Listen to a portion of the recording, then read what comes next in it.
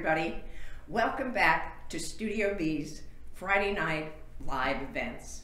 We're excited today to bring you another episode, shall we say, with Lisa Muller called Let's Talk About Art. And Lisa is here today to talk about Amy Sherald. And we're here also with our gallery director, Susan B Beck. Both of these artists, Amy Sherald and Susan B Beck, are known, in part at least, for their portraiture. And so today we are interested in learning more about Amy and learning more about Susan.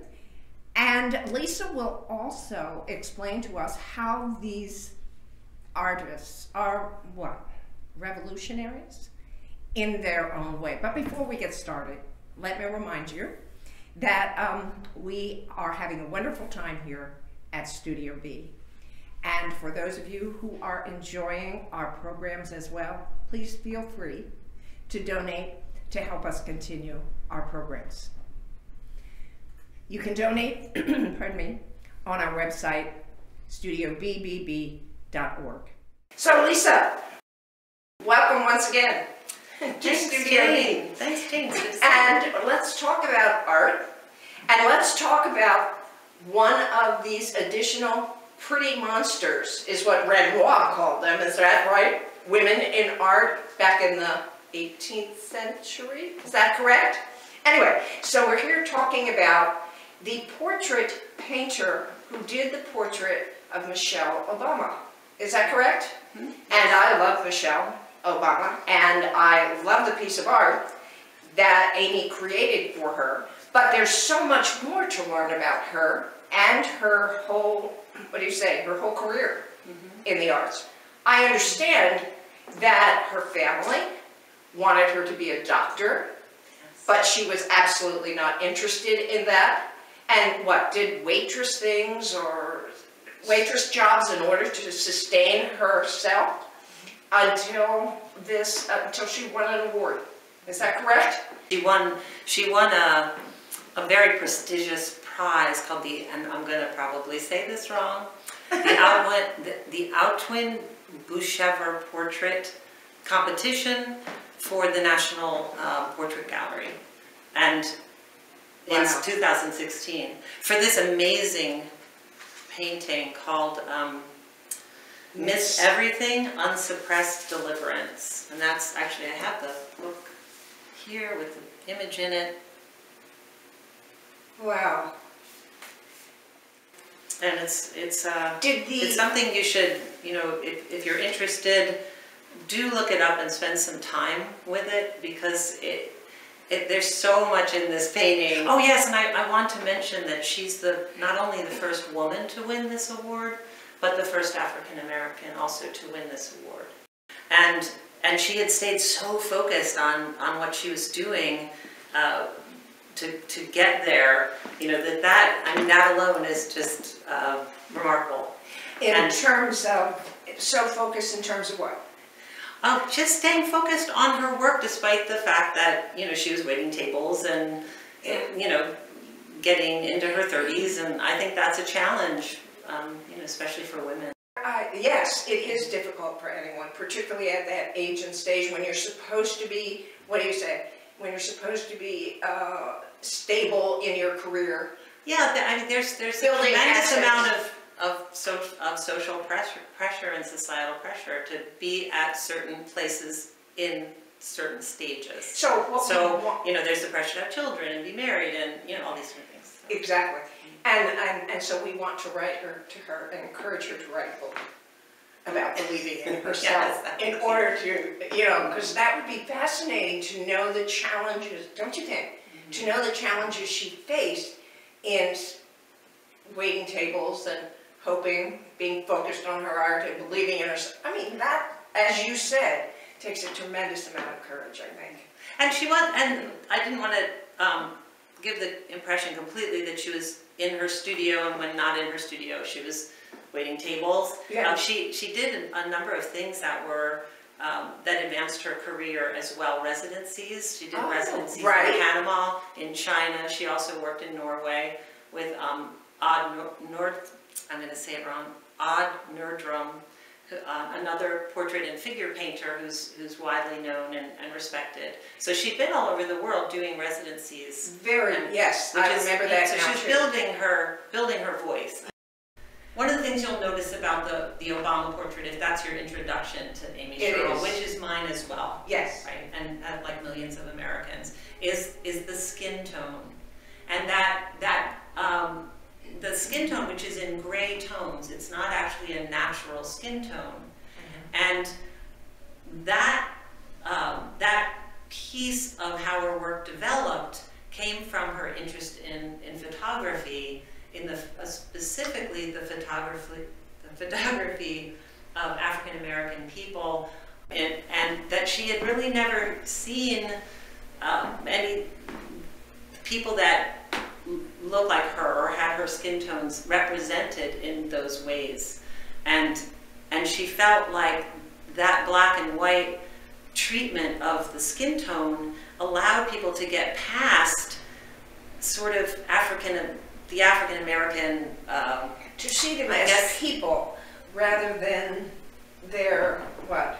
Well, she says the black body is a political body. Like there's almost no way any of us, like who've grown up in this era that we're in, have grown up with images other than images of resistance, and when it comes to African Americans, and just because of our history as a country, we have a complicated. And so say that again. If their bodies are political. The black body is a political body, and it's hard to see it without tying it to things that have to do with our history, America's complicated and horrific history when it comes to black people. So, and I can't speak too much about that. I can only sort of like relay what I've heard her talking about in terms of like the complicatedness of that. Yeah. But when she started doing the skin tone in this way, she felt that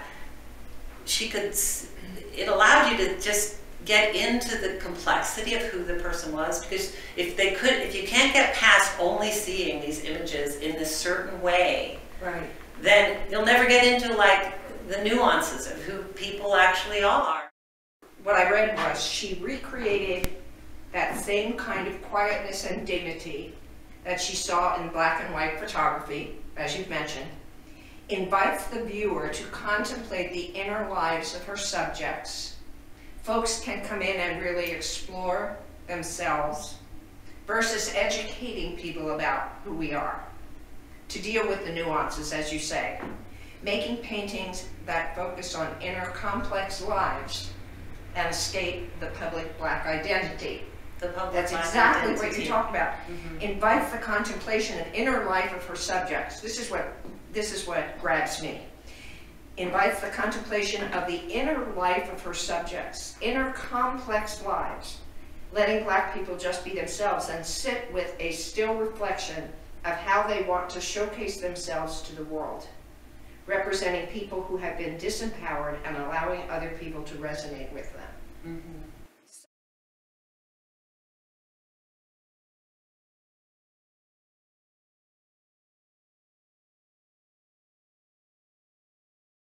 Yeah, it's so beautiful. Have you read, and maybe you haven't, but have you read any of the jurors' comments about why they selected Miss Wonderful, Marvelous? Miss Everything. Miss Everything, okay. The Unsuppressed Deliverance. That is the full title. And I'm also a lover of long titles, but yes, I did. I mean, and actually anything you want to read about that topic is probably going to be in this book, because this book is about the portrait, so it gives a background. Oh, and wonderful. It's a fabulous book, and one of the most interesting things about it, I think, is that the cover is reversible, so that if you're more interested in President Obama, you can put that on the front of the cover, but I happen to be interested more in Amy Sherrill, so that's now my cover. Very good. Although, of course, President Obama's on the back. So, and I love that portrait too. I just, you know. Well, let's talk about that portrait. Let's talk about it. It's just so amazing. Okay. It just so lit me up when I saw it. And I guess, you know, I thought about this, like what is it? Why is it so captivating? And of course, there's been so much news about it when it came out, you know, and there was a lot of criticism, of course, because it's not broke the mold, right? It's not typical. It broke the mold, right? So I wondered, for you, Jane. Yes. What were your first impressions of it? Like when I first saw it, I mean, I loved the strength that is showcased of that woman, okay? It's an elegant pose. It's an elegant portrait.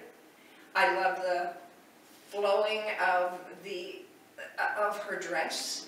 And I loved reading that she tried on a bunch of dresses before they decided that this was the one that she would wear for her portrait. And I'm sure that Amy may have had some reasons why she chose that particular dress. But, so I love that you're having to look up at Michelle as opposed to entirely straight on, because I think she has become a figure that many, many people, including myself, look up to. So I loved it that it was different. I loved the feelings that I got about Michelle from looking at the portrait. But again, what I loved What were those feelings? Well, again, that such strength and power and beauty in that particular, in that woman. I'll tell you the story. It reminded me of when I was selected to be a Citizen of the Year here in Boyertown. And the editor of the paper at the time, Charlie Rudebaugh, asked me questions. I was driving, I was on the way to the car wash, you know. And he said to me, so, how did you feel being selected, you know, to be Boyertown's Citizen of the Year? And I remember saying to him, I was just shocked, because as a little girl, you know, watching all these men be selected as Man of the Year back in the day, and then they changed it with a Myra Mauger, which made me so happy, because she was the first woman that Boyertown selected to be Citizen of the Year. But it's like, I remembered as a little girl thinking, when I read about whom they selected for Man of the Year in Boyertown, I can remember thinking, gee, it's too bad I'm a girl. And that pose reminds me of how I felt when they decided that I was the Citizen of the Year. So that's what it brought back to me, honestly. It's okay to be a girl. Mm-hmm.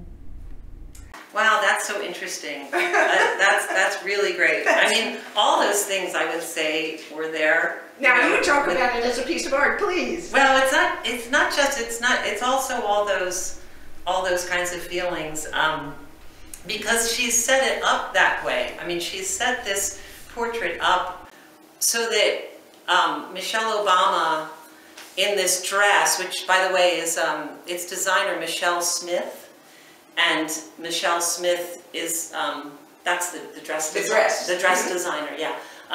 She has worked images that refer to quilting, especially to the G's or Gee, and I don't know if it's Gee's Bend or G's Bend, Alabama. The quilts of that area, and that's part of what's woven into. So it has an African American historical, you know, context for the dress as well. Yeah. And but I think it's as interesting for what she's left out as for what is in it. Yeah. So when I look back at other First Lady portraits, which I didn't really have a sense of until, you know, I became interested in this, it was like, oh, okay, First Lady portraits. Mm-hmm. And, yeah, you know, they're going to be at a desk, and they're going to maybe have writing things, and most of them, they have all of these sort of props that suggest the power of you know, the couple. You know, not necessarily the First Lady as an individual, but of the office and how the woman is related to that office. So Hillary Clinton, who is, you know, portrayed in her trademark pantsuit, which with a bright smile on her face. That is another way, I think, of breaking the rules. Yes, because it is. they're actually very somber. Most Yes. of them are very somber. Just the shape of the furniture, you know, it has this sort of like, it's either Victorian or it's provincial, or so all of these sort of props around them to say, you know, importance and respectability and history. And so she's taken so many of those things out except through the dress. I mean, we've got bare arms. So you have a physically strong woman, you know, with her arms shown, which is just so fantastic. And then by taking out all the other Props, like and accoutrement or whatever, it feels like to look at Amy Sherald's, you know, over. She's you know, she takes regular everyday people. She meets them walking down the street. She approaches them, says, "Will you come?" And not in a stalky way, but "Will you come and be my subject?" So really everyday people, and puts them in everyday experiences. And that's what she's doing here, as well as making her an icon. It's like a really interesting layering of the iconic qualities of Michelle, but she also feels like she just sat down at your garden party. right? You know? So It's like she's not posing to be an important person. She's just poised. an important person. Right, it's like a difference between poised and posed, even though she is obviously posed. Right. And she's not smiling, so there's a seriousness to it, which I think is totally appropriate. yeah, and you look at Amy Sherald's other work, you see that following through it too. It's right. It's not the people aren't necessarily gleeful, you know, or well. But you referred to Hillary having a bright smile, and I had never thought about that before, but I mean, that is so appropriate because many people felt that Hillary was unapproachable, you know, and not likable. which is really an interesting irony, right? It's Wow. like she's the friendliest First Lady portrait. I'm sure that was intentional. Maybe. I know when these two met, when Amy Sherald and Michelle Obama met, there was an instant That's what Michelle recounted, yes. connections. Yeah. Yeah. That there, and apparently that, and I do think that comes through. Once you know that, you go, oh right, I can see that, or at least you feel like you can see it. Wow. So yeah, that's part of what Well, I before we noticed. go into other of Sherald's work, which I'd like to invite you to do that now to show some of the other portraits she has done, if you're finished with Michelle. Oh yeah, sure. Okay, but I have a quote here about what you just talked about, that she chooses her portrait subjects instantaneously. She says it's instantaneous, adding that sometimes they are friends, although many times they are strangers. When I see somebody, it's that person, there's something about them, then I have to work up the courage to chase them down.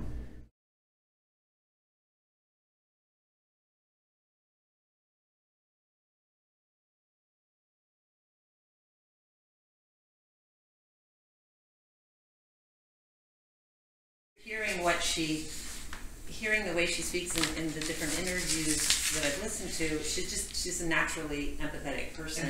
And she does though talk about the first time that she saw a person of color in a painting that inspired her to feel as if she could do this. Right. And so to bring that as an artist, you know, you're also sort of automatically in a role of leadership because you're going to be making something and showing it to people. Yeah. And people look to art to see themselves.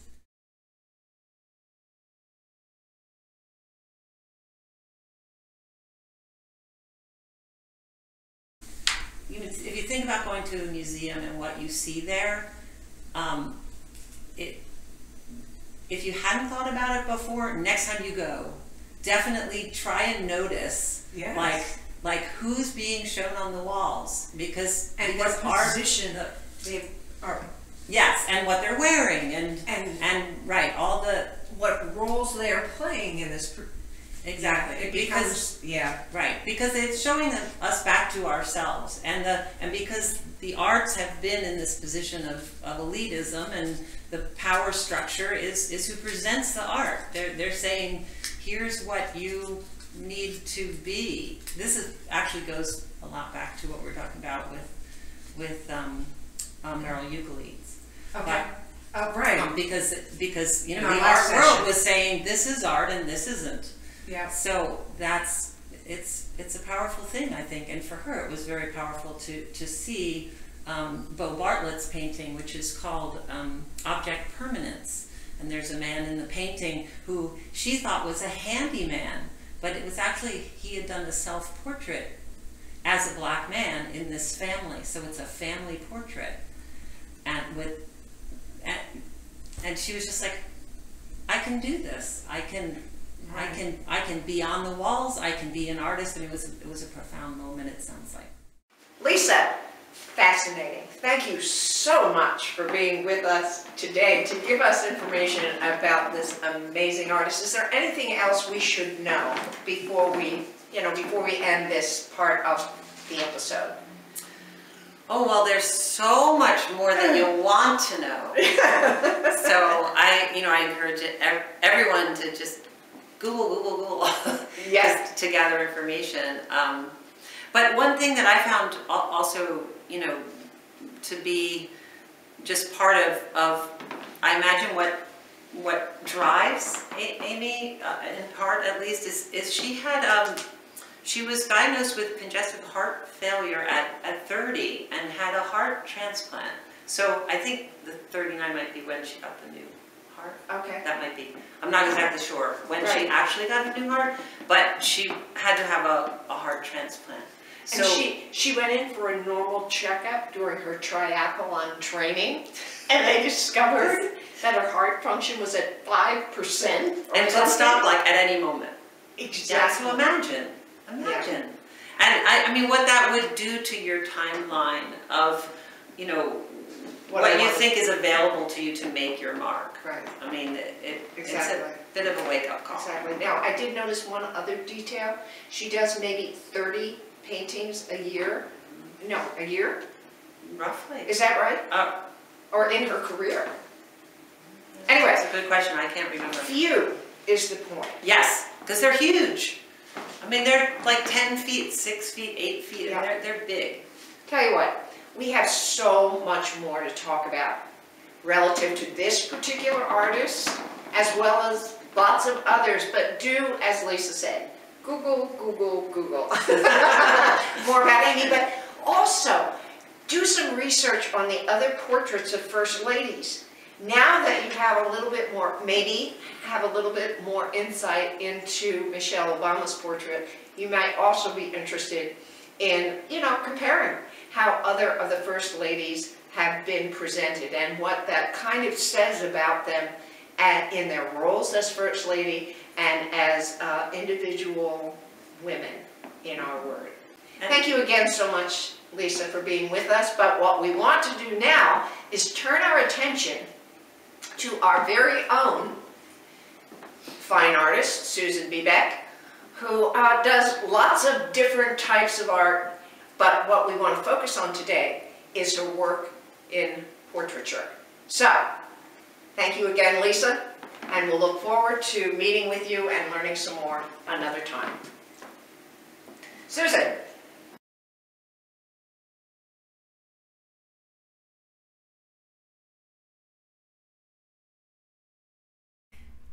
So, time now to talk with Sue B Beck, who does some amazing figural work. I believe that's how she describes it. But before we do that, I want to refer back to why Lisa originally titled Let's Talk About Art Pretty Monsters. And I have the quote from Renoir here to share with you, to explain. Renoir said, back at the beginning, I believe, of the 20th century, I consider women artists, at the beginning of the 19th century, I consider women writers, lawyers, and politicians as monsters and nothing more than five-legged calves. The women artist is merely ridiculous, but I am in favor of the female singer and dancer. So, we have a pretty monster here with us today who does art, and I'd like for her, first of all, to share your remembrances. You met Amy Sherald at one point, is that correct? I mean, she gave a talk at Millersville University, and then, like you do at any event, there was a period where she kind of came out and mixed with the crowd. Okay. And, you know, of course I ran up and shook her hand and told her I loved everything she was doing, and she's probably the most famous artist I've ever met, so, yeah, in person, because, you know, it's like if I saw Bob Dylan, I would run up and talk to him too, but you could be annoyed. Any impressions of her art that you'd like to share? You know, when she spoke at Millersville, and she did just run slides of her work, you know, the piece that she did for Obama's work was like more intense than the pieces that she had originally shown us. And so she was doing what they call a grisaille thing, where they kind of do a gradation or do like a black and white or a gray under a painting sort of thing, and then painting them from, I believe, photographs of her family and friends and things like that, and that's how she got this style going. And, right. You know, she was really informative and extremely well-spoken and intelligent person, so I mean, that was my memory of her, but it was exciting to see somebody who has achieved that success in our contemporary times, so. Yeah, so Lisa and I, of course, you know, talked a little bit about her history, and it really is inspiring. It really is inspiring. But tell us about you, and tell us about your work, painting people. Well, you know, I have more than one genre because yes, of course, I have ADD. And but one of my more serious or passionate themes is other people's relationship to art. So usually they come randomly. I will be somewhere and I will see someone interacting with art, or I will understand their relationship to art, and it's not always flattering for them, but yeah. And then I like to appropriate, which, you know, is in some places a bad word, but I mean, they have a total appropriation room at the Whitney, so I think it's okay. And essentially, for me, I don't straightforwardly appropriate. The piece that I did called Zuzu Makes an Even Bigger Splash, for instance. You have to really know what you're looking at to see the appropriation in that. Talk about, because not everybody perhaps, like when you talk about appropriation, that was something I had to learn. Tell us what that is. It's a nice word for stealing the idea or style, or, you know, flat out painting another person's art. What I do is I allude to it in my work. So for that particular painting, one of the most famous paintings, or one of the most famous artists alive, is David Hockney. And he did Bigger Splash.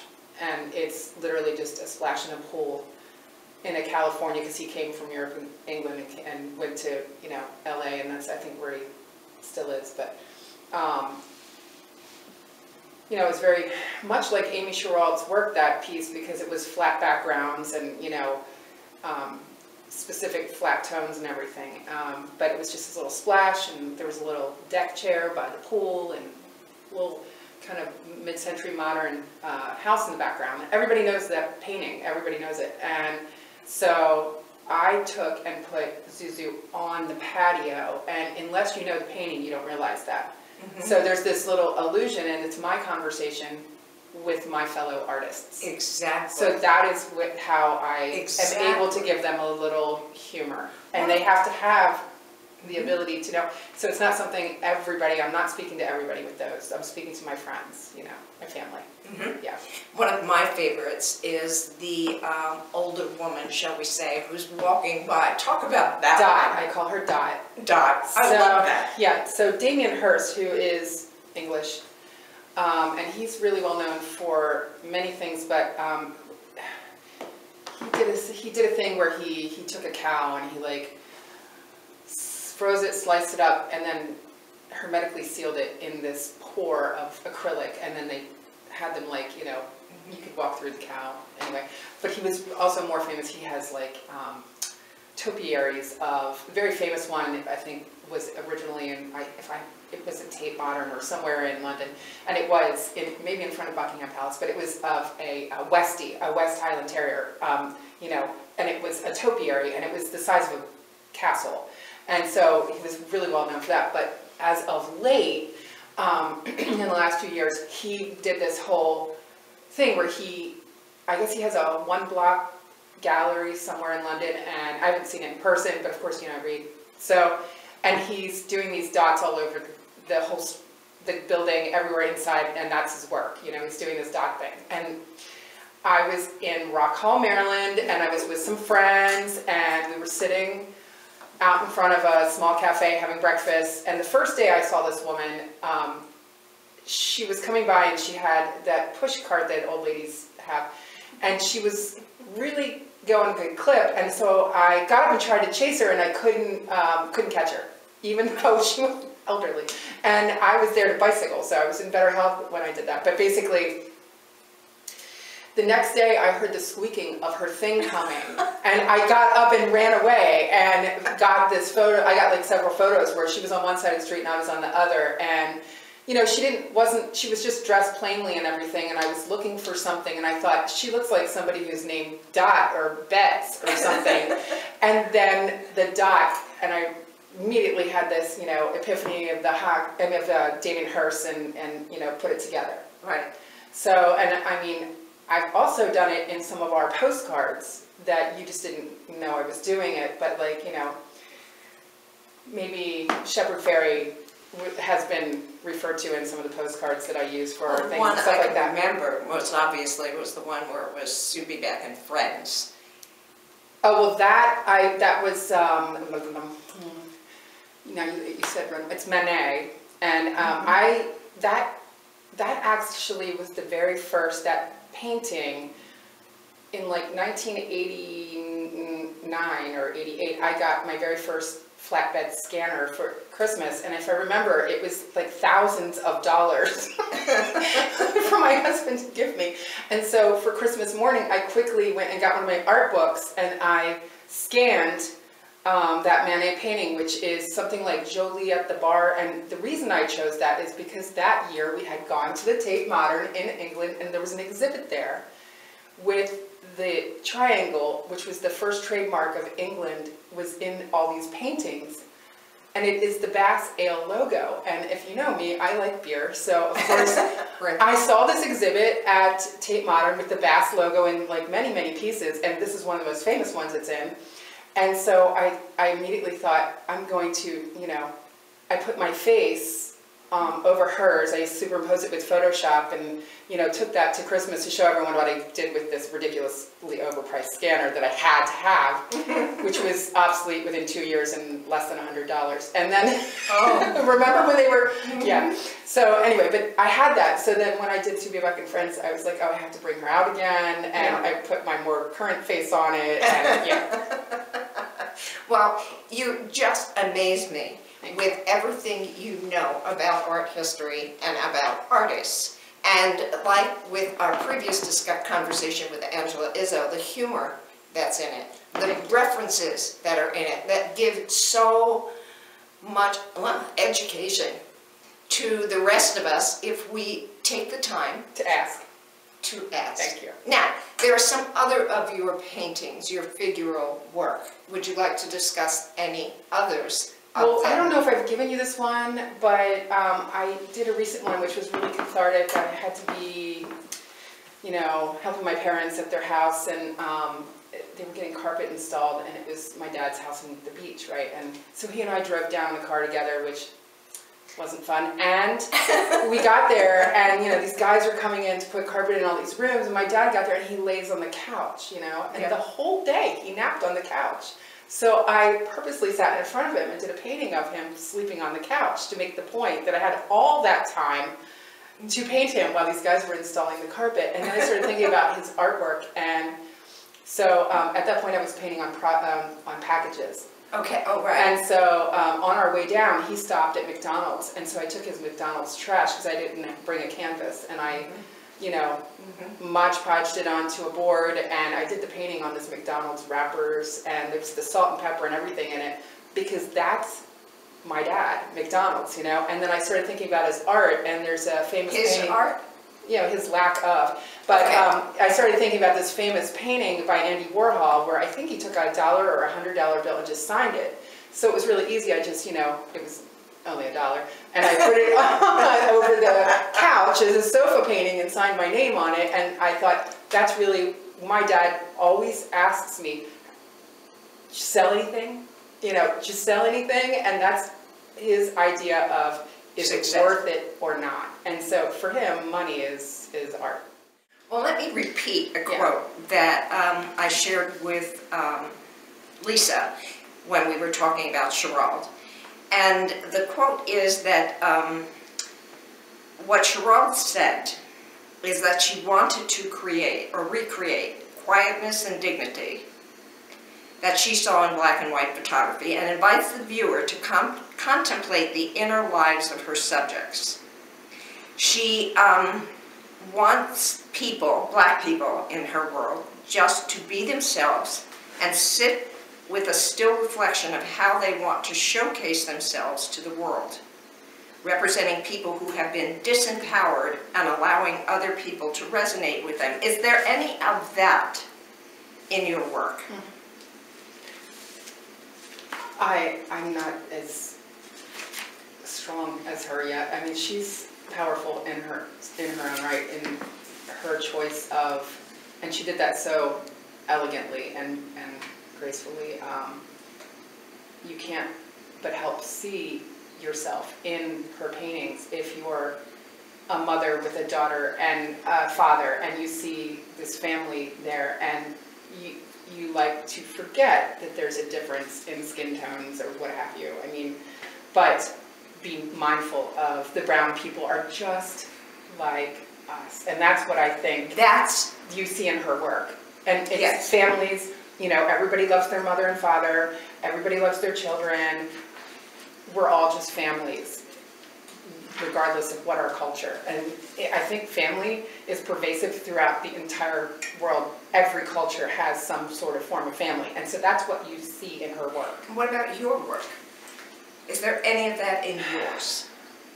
I'm just really having fun. I don't. That's I really. that's Yeah. the difference. I'm just Yeah. having a good time usually at, you know, and I don't know how they come to me, but sometimes, you know, I'm just driving them in the car or on my bike or something, and some sort of, you know, idea comes. So it's not necessarily as strong as her stuff. Her stuff needs to be said. Mine is, you know, party talk. That's great. So I'm not exactly sure where we'll go from here. I'd like to invite folks to any other artist who would like to come and talk to us about an artist who has inspired them or whom they find fascinating. And we would love to have a conversation with other artists in our network, and it would just be so much fun to continue our series about Let's Talk About Art. Once again, I'd like to thank Assorted People for providing us with funding so that we can continue these programs. This particular program is sponsored by Brian Gilbert of Richard A. Zuber Realty, and we thank Brian for, you know, his commitment to art in our community and recognizing that art really matters. I'd also like to thank always Amy Muzapapa and the Muzo Media Productions for being our videographer during these programs. We just love Amy, and we thank her for that. And once again, you know, if you enjoy these programs, please consider a donation to Studio B. You can find a donate button on our website, studiobbb.org. Thanks so much for joining us. See you next time.